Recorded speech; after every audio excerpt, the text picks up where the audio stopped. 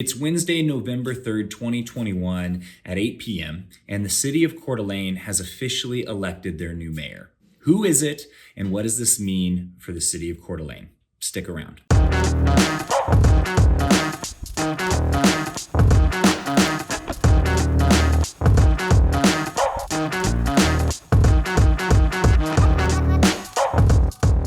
Ladies and gentlemen, for the first time in my entire life, I have really paid attention to what's going on in local politics. I admit throughout most of my life, I felt like I had more important things to do than pay attention to who's running for mayor or who's on the city council.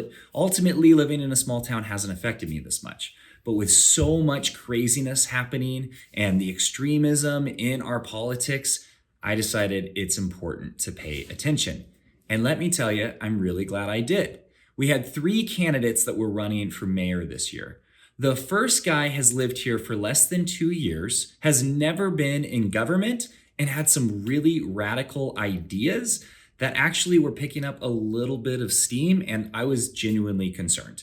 But luckily, he got less than 10% of the vote, so nothing to really worry about. Now, the next guy, he has been in Coeur d'Alene for about 9 years, is from New York, but also has 0 experience in politics and is quoted as saying, well, I really wanted to get my feet wet.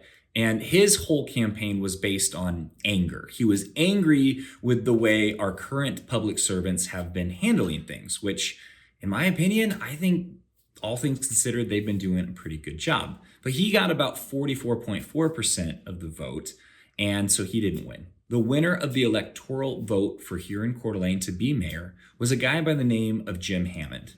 Now, before I go in and talk about Jim, let me just say something real quick. I have never seen a candidate who was so incredibly well qualified and suited for the position of being mayor. In fact, in some ways, he might be overqualified. Look at some of the qualifications that Jim Hammond has. Look at the lifetime of service that he is given to being involved in local government. He was a teacher from 1973 until 1996, city council member from 1982 to 1991, mayor of Post Falls from 1991 to 1996, a 3-term sitting senator for Idaho from 2006 to 2012, and has been the city administrator for both Coeur d'Alene and Post Falls. He's literally the Leslie Knope of Coeur d'Alene for my Parks and Recreation fans, only a Republican. I never thought I would be excited about a local government official, but looking at the qualifications that Jim Hammond has, I am absolutely thrilled that we didn't decide to wing it and let somebody try to figure out how the government game works during this time that we're facing. Now, I never thought I would be excited about a local elected official, but given Jim's resume, he really shows that he has given a lifetime of service, not just for his resume, but to build the community. I mean, I can't imagine being a teacher for that long and then still wanting to be around people. That blows my mind, but I'm also a parent. Maybe it's different when you're a teacher, but seriously, he has an incredible resume. Now, our current mayor, Steve Widmyer, I've sat and had coffee with Steve. He's a very approachable guy. I really like him, but some people feel because his expertise and his experience is in real estate, that's been a conflict of interest, considering that Coeur d'Alene has grown 57% over the last few years, and Steve owns a lot of the real estate.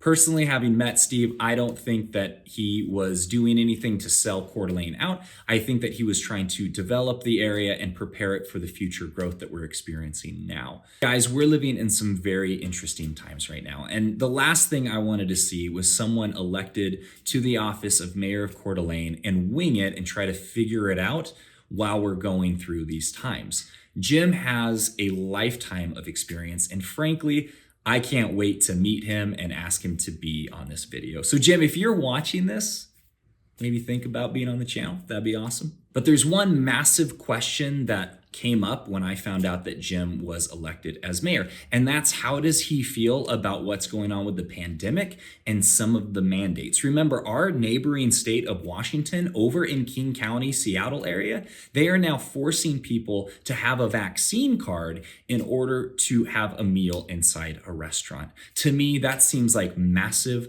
government overreach. And it really makes me wonder, if that starts to spread over near us, will Jim be able to stand up to some of the pressure? So I did some research and I found a quote on Spokesman Review. And it says, the first priority will be to try to get past the pandemic and business back to normal and schools back to normal. I have to do a lot of re-education of what's going on in the city right now.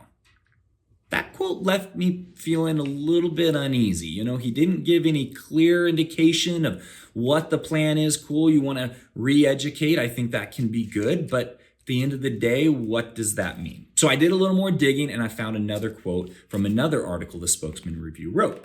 And this one said, he'd work with medical professionals to educate the community about their options, but would not support any type of mandate because he doubts it would be enforceable.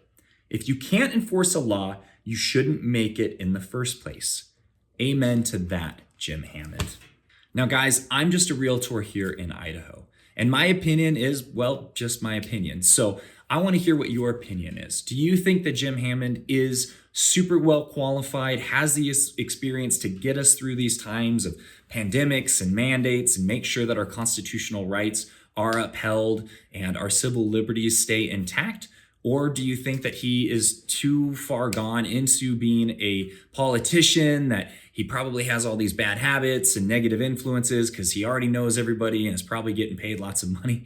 Either way, I want to know what you think in the comments. And if you like this video, please make sure you give me a thumbs up. And if you like what you're seeing, you like what you're hearing in these videos, make sure you subscribe. But more importantly, if you are serious about moving here and you want a little more or a lot more information about what it's like living in Idaho or how to get here, please make sure you reach out with a phone call, text, or email, day, nights, weekends. Like I said, it's kind of late right now. I'm still at my office doing this video. I never stop working for you guys. And honestly, I love helping people get moved to this area because I know in lots of places around our country and in our world, things are absolutely crazy. And it's kind of nice to have a breath of fresh air and sanity here in North Idaho. So until the next video, guys, I will see you later.